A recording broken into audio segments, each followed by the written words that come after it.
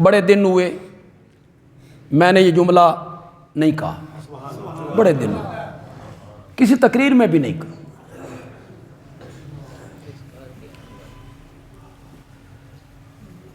نبی پاک کے چچا بھی مقابلے میں کھڑے، حضرت علی رضی اللہ تعالیٰ عنہ کے بھائی بھی بدر میں مقابلے میں کھڑے، حضرت معاویہ رضی اللہ تعالیٰ عنہ کسی اسلام مخالف جنگ میں تلوار اٹھا کر میرے نبی کے مقابلے میں نہیں آئے، نہیں آئے۔ باپ سپہ سالار ہے،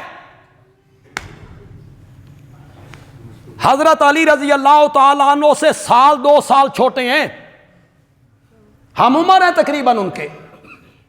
بدر ہوئی، احد ہوئی، خندق ہوئی، کسی جنگ میں حضرت معاویہ اسلام کے خلاف تلوار سونت کے نہیں آئے۔ دوسرے لوگ آئے، امیہ، بنو امیہ کے لوگ بھی آئے، بنو ہاشم کے لوگ بھی آئے، جو مخالف تھے وہ آئے، یہ نہیں آئے۔ کیوں نہیں آئے؟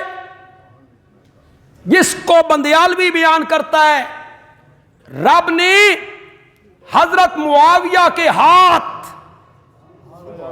اسلام کے خلاف تلوار اٹھانے کے لیے نہیں بنائے تھے، قرآن لکھنے کے لیے بنائے تھے۔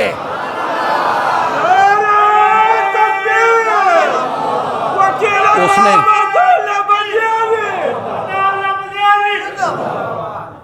اسے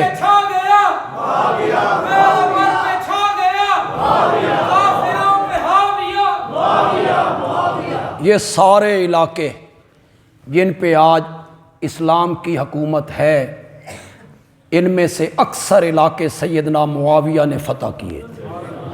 اس کو کیوں بھولتے ہو؟ یہ فتوحات کس نے کی؟ کابل تک، آپ کے سندھ تک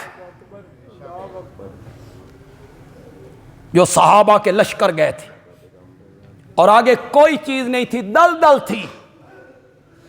فتح کرتے کرتے کرتے کرتے وہاں تک پہنچے، اور اس دلدل کے کنارے پہ کھڑے ہو کے اس کمانڈر نے کہا تھا، مولا اگر اس کے آگے بھی کوئی آبادی ہوتی تو میں محمد عربی کا جھنڈا وہاں بھی گاڑ دیتا۔ کابل تک آئے، دشت تو دشت ہیں، دریا بھی نہ چھوڑے ہم نے، بحر ظلمات میں دوڑا دیے گھوڑے ہم نے۔ یہ تواڈیاں حکومتوں واسطے آکھیا علامہ اقبال؟ مغلوں کے لیے کہا ہے علامہ اقبال نے؟ کس کے لیے کہا ہے علامہ اقبال نے؟ دی آذانیں کبھی یورپ کے کلیساؤں میں، دی آذانیں کبھی یورپ کے کلیساؤں میں، اور کبھی افریقہ کے تپتے ہوئے صحراؤں میں۔ یہ کس نے افریقہ فتح کیا تھا؟ معاویہ نے۔ گالیاں نکالتے رہتے ہو، فتوحات کی ہیں اس بندے نے۔ اور بندیالوی کا ایک جملہ ذہن پہ لکھ لو، اگر معاویہ کفار اور یہودیوں اور عیسائیوں کے سینے پر مانگ نہ ڈلتا نا، شاید معاویہ آج اتنا بدنام بھی نہ ہوتا۔ تکلیف وہی ہے جو اس نے ناکوں چنے چبوائے تھے یہودیت کو، ناکوں چنے چبوائے تھے عیسائیت کو۔ اس کی ایک للکار، جب حضرت علی رضی اللہ تعالیٰ عنہ کی فوجیں، حضرت معاویہ رضی اللہ تعالیٰ عنہ کی فوجیں آمنے سامنے آنے لگیں، اور شاہ روم کو پتہ چلا کہ حضرت علی کمزور ہو رہے ہیں، اندرون خانہ آپس میں اختلاف ہو گئے، تو اس نے حملہ کرنے کی ٹھانی، حملہ کرنے کی۔ میں حضرت علی کے علاقوں پہ حملہ کر دوں، یہ بڑا مناسب وقت ہے۔ حضرت معاویہ کو پتہ چلا، حضرت معاویہ کے ایک خط نے شاہ روم کی ہوا نکال دی۔ صرف ایک خط لکھا تھا شاہ روم کو، اس کا عنوان تھا یا لعینو۔